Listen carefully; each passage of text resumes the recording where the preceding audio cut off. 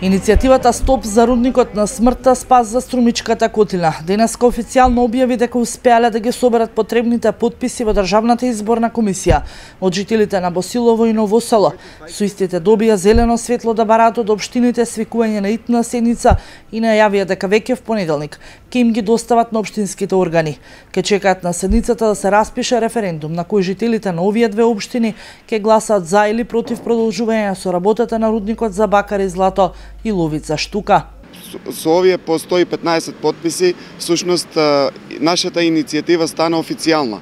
Така да, нашите следни чекори се во понеделник одиме во општина Босилово и општина Ново село да ги поднесеме 100 потписи, всушност кои се заверени од ДИК.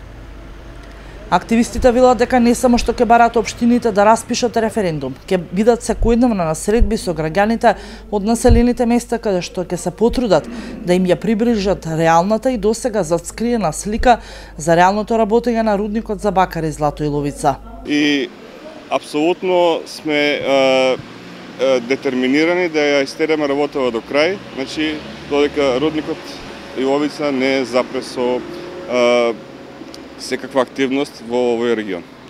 Во Струмичката котлина не се само општините Босилово и Ново село. Во неа лежат и Струмица и Василево. Па активистите од Здрава котлина најавуваат дека по завршувањето со активностите за референдум во веќе започнатите општини ќе продолжат да работат на терен и во Струмица и Василево, бидејќи работата на рудникот и штетните влијанија од него ги засега и жителите од овие општини.